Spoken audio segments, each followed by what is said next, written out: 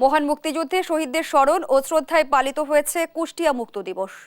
বুধবার সকালে কুষ্টিয়া কালেক্টরেট চত্বরে শহীদ স্মৃতি স্তম্ভে জাতীয় পতাকা উত্তোলন করা হয়।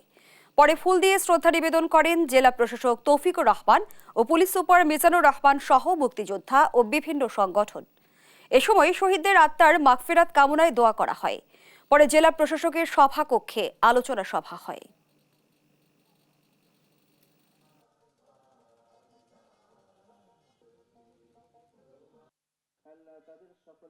পরিকল্পনার মধ্যে রয়েছে আমাদের সকালবেলায় পতাকা উত্তোলন, জাতীয় পতাকা এবং মুক্তিযোদ্ধাদের পতাকা, আর এখানে পুষ্পস্তবক অর্পণ ও মোনাজাত ছিল। পাশাপাশি আপনি যেটি বলেছেন যে মুক্তিযোদ্ধাবৃন্দের যে কবর আছে সেগুলি আমরা পর্যায়ক্রমে যদি মেরামত করার প্রয়োজন হয় বা অন্য কোনো সংস্কারের প্রয়োজন হয় সেটি আমরা ধারাবাহিকভাবে করব।